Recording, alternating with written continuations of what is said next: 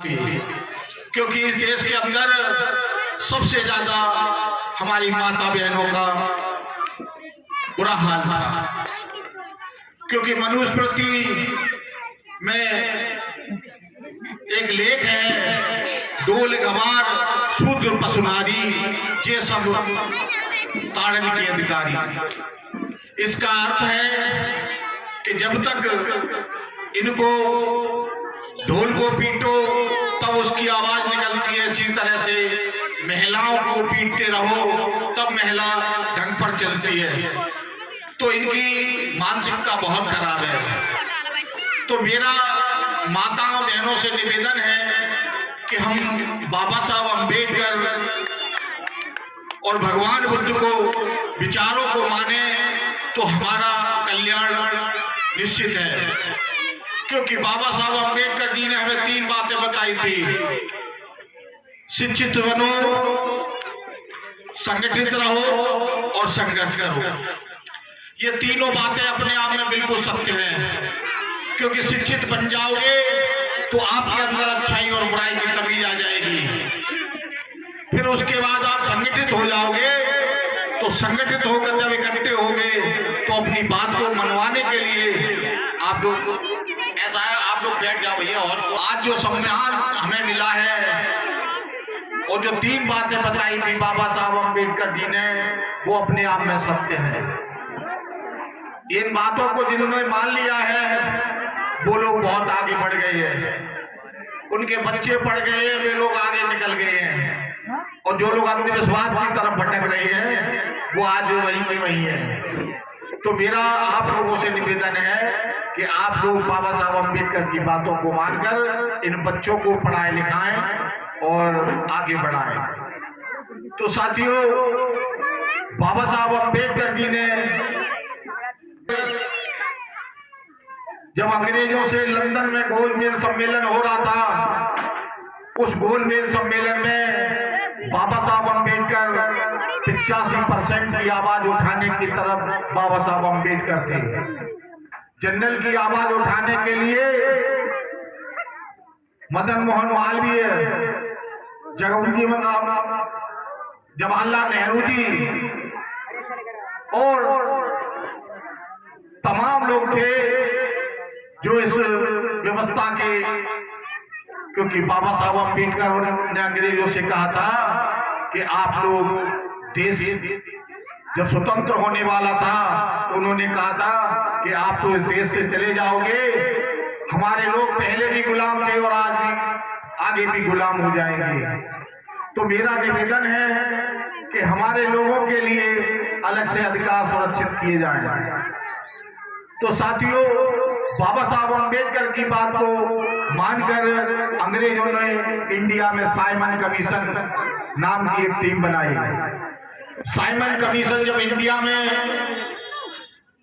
आया था तो जवाहरलाल नेहरू और गांधी एंड कंपनी के लोगों ने पूरे देश में जा जाकर, जो हमारे बीसी के लोग थे उनको जा जाकर उन्होंने कहा था कि बाबा अम्बेडकर तुमको नीचा बताता है, अछूत बताते हैं, हम आपको कहाँ अछूत मानते हैं।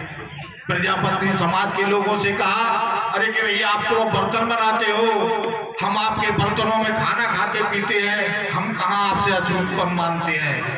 इसी तरह से उन्होंने कश्यप समाज के लोगों से कहा कि आप हमारे घर पे काम करते हो, हम आपसे कहाँ छुआछूत मानते हैं। इसी तरह से शाक्य समाज, बघेल समाज और यादव समाज, लोधी समाज, जितने भी लोग हैं जो समाज आज बैकवर्ड के हैं, जातियां बनी हुई है, सभी जातियों के लोगों के काम बटे हुए थे। हर व्यक्ति अपने काम के लिए जाना जाता था।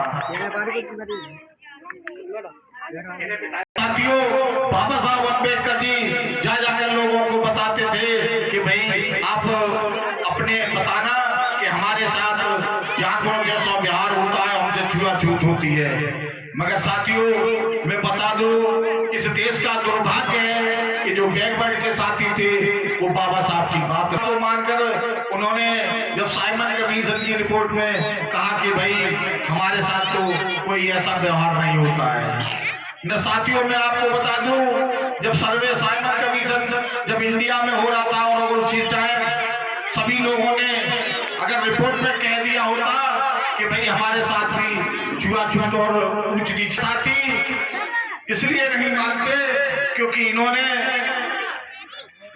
हाई कास्ट के लोगों ने इनको गुमराह कर दिया है। ब्राह्मणों ने इनको 6743 जातियों में बांट दिया है। इनको कह दिया कि भाई तुम तो इनसे बड़े हो, तुम इनसे बड़े हो।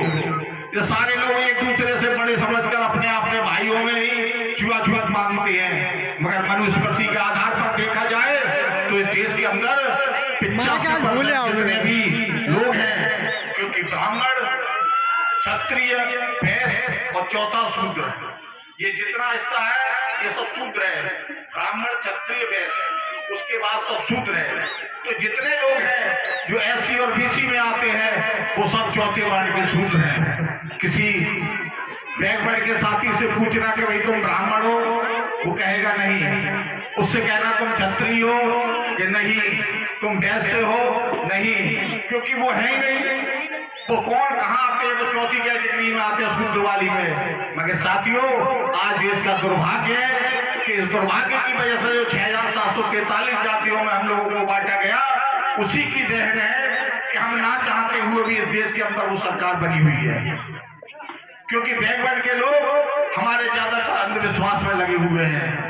वो उनको धर्म और जाति के नाम पर भड़का दिया जाता है। उनको हिंदू और मुस्लिम का फर्क बताकर उनसे इलेक्शन में वोट ले लिया जाता है। और जब वोट लेने के बाद जब शोषण होता है तो सबसे ज्यादा शोषण मैं समझता हूँ एससी, बीसी और मुस्लिम समुदाय का आज बहुत शोषण हो रहा है।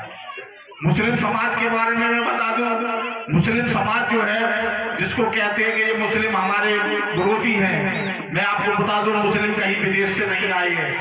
जो भी मुस्लिम है वो भी हमारे इंडिया के ही लोग हैं, जिन्होंने इस हिंदू परंपरा से त्रस्त आकर अपने आप को इस्लाम धर्म कबूल कर लिया, वे मुस्लिम हो गए। आप लोगों को जानकारी होगी कि ठाकुर समाज के लोग हैं जो आज पठान कहे जाते हैं, वो मुस्लिम समाज में से ही, वो हिंदू समाज में से ही मुस्लिम बने हैं। तो साथियों, इनका उद्देश्य है बीजेपी के लोगों का कि हम लोगों को जातियों में लड़ाते रहें, अपना काम पूरा करते रहें। तो साथियों, हमें इनसे सावधान रहने की जरूरत है। और हमारे बीच में सावधान रहने के लिए एक चीज और है, हमारे बीच में भी एक हमारा ही दुश्मन पैदा हो गया है। क्योंकि कांग्रेस और बीजेपी के लोग, इन्होंने हमेशा अंग्रेजों वाली पॉलिसी अपनाई। अंग्रेज उस जमाने में चलाते थे डिवाइड एंड रूल, बिन्ने की फूट डालो और राज करो। तो ये लोग आपस में फूट डालकर हम लोगों को कमजोर कर रहे हैं। हमारे बीच में चंद्रशेखर नाम के एक नेता को उन्होंने भेज दिया है, जिससे हमारा समाज कमजोर हो रहा है। मैं साथियों आपको बता दूं, हमारी नेता बहन कुमारी मायावती 4 बार इस प्रदेश की मुख्यमंत्री बनी है। वो हमारी एकता की बदौलत बनी है। अगर हमारा वोट बढ़ जाएगा, कट जाएगा, तो समझ लेना ना तो चंद्रशेखर का कुछ होने वाला है, ना बीएसपी का कुछ होने वाला है। जो दिन हमारे पुराने थे, जिस तरह से बाबा साहब अम्बेडकर हमको निकाल के लाए थे, वहीं पर हमको फिर पहुंचाने का काम किया जा रहा है। साथियों, आप लोग अगर भटकते रहे, राजनीतिक ताकत आपकी कम हो गई, तो ये कांग्रेस और बीजेपी के लोग इन्होंने हड़िया बनाकर रख लिए। जिस तरह से हड़िया और झाड़ू उस जमाने में बांधा जाता था कि गले में हाड़ी होती थी, पीछे झाड़ू होता था, वही कंडीशन आने वाली है। तो इससे आप लोगों को सतर्क रहने की जरूरत है, क्योंकि ये लोग, भीम आर्मी के लोगों को जगह जगह ये भड़काते हैं कि भाई चंद्रशेखर भाई आपका आंदोलन कर रहे हैं। अरे चंद्रशेखर आंदोलन कहाँ से कर रहे हैं? आपके जगह जगह लड़ाई आप कर देते हो, मुकदमा लिखे जाते हैं लोग युवाओं पर। जब उन पर मुकदमे हो जाएंगे तो उनकी नौकरियों से बेकार हो जाएंगे, तो उनका भविष्य कहाँ बना रहे हो, बिगाड़ रहे हैं। तो साथियों, हमें लोगों को बहुत सतर्क रहने की जरूरत है। मैं आपको उदाहरण के लिए बता दूं, जब बहुजन समाज पार्टी मानकर काशीराम जी ने कम से कम 5000 किलोमीटर पूरे भारत में साइकिल चलाई, तो उस जमाने में बड़ा मुश्किल से बहुजन समाज पार्टी एक पुरानी धुरानी गाड़ी में उन्होंने माल में कम से कम 10 साल तक काम किया, तब जाकर बहुजन समाज पार्टी मजबूत हो पाई। आज एक बात बताइए, चंद्रशेखर के पास 10 फॉर्च्यूनर गाड़ी कहां से आ रही है? कौन दे रहा है रुपया? कोई बता दे। किसी ने गांव में से किसी ने रुपया दिया है उनको? क्यों भाई लोग, आप लोग रुपया देते हो कोई? तो आप लोग भी चंदा नहीं दे रहे हो तो कहां से आ रहा है? बहुजन समाज पार्टी तो भाई आप लोगों से, क्योंकि गरीबों की पार्टी है, तो आप लोगों से ही सहयोग लेकर यहां तक बढ़ी है। तो मैं आप लोगों को बता रहा हूं, अगर आप लोग नहीं सुधरे तो अभी कल ही के अखबार में आया है, क्योंकि ये बीजेपी वालों ने एक संविधान बना लिया है, हिंदूवादी संविधान। उस संविधान में वो दे रहे हैं बसंत पंचमी 2 तारीख की है। वो कह रहे हैं 2 तारीख को इस बसंत पंचमी वाले दिन हम हिंदू संविधान भारत में लागू करेंगे। तो साथियों, जब भारत में हिंदू संविधान लागू हो जाएगा तो हिंदू संविधान का मतलब है मनुस्मृति लागू होना। और जब मनुस्मृति लागू हो जाएगी तो हमारे साथ जो जिस तरह से व्यवहार होता था, ऊंच नीच, और हमारी माता बहनें, सारे लोगों को वो फिर से गुलाम बना लेंगे। तो हमें अपने गुलामी से बचने के लिए अपनी बहन मायावती को के हाथों को मजबूत करना है। कोई हमें कितना भी समझाए कि हमें मतलब आपका भला यहाँ से हो जाएगा। मैं साथियों आपसे पूछ रहा हूँ कि बहन जी तो 4 बार मुख्यमंत्री बन गई, चंद्रशेखर कहाँ बनी है मुख्यमंत्री? अरे भाई, हम तो ये सोचते हैं, क्या कहते हैं, बहन जी को हम मानते हैं कि 4 बार मुख्यमंत्री बन गई तो हमारी नेता कम से कम 80 किलोमीटर तो चल गई। अब 150-20 मीटर रह गया है, तो 20 मीटर में तो वो हमारा सफलता हो जाएगी। और ये तो अभी 0 पे खड़े हैं, तो हम अपना दिमाग लगा के हम 80 पैसे छोड़ के और 0 वाले के संग लग जाए तो हमारी मूर्खता है या मतलब बुद्धिमानी है, बेवकूफी है ना, कि हम मतलब 80 पे जो पहुंच गए, 80 से छोड़ के हम और 0 वाले के साथ लग जाए तो हमारा तो मतलब नासिक होने वाला है। तो साथियों, हमें इन चीजों पर विशेष ध्यान रखना है। और बहन कुमारी मायावती जी की जब सरकार होती है, आप देखते हो तमाम विकास। में तो अभी आपके गांव में आया हूँ, आपके गांव की ये पूरी सड़क खराब है। मैं देख रहा हूँ जहां जहां हमारे SC और BC के लोग हैं, उनकी सड़कों को कोई देख नहीं रहा है। इस सरकार में केवल लोगों को अनाज दे दिया। अरे मैं आपको पूछ रहा हूँ, अनाज राशन में देते हैं, अनाज का मोदी और योगी जी का है, वो भी तुम्हारा ही है। वो कैसे है कि जब सुबह होता है तो आप जो भी चीज, माचिस और खाने पीने की जो भी वस्तु दुकान से खरीदते हो, वो आपका टैक्स चला जाता है। एक आदमी मिनिमम पूरे दिन में कम से कम 90 रुपए का टैक्स दे देता है। और 90 रुपए का टैक्स आपने पूरे दिया तो कितने 2700 रुपया आपने 1 महीने में टैक्स दे दिया। एक आदमी ने 2700 रुपया।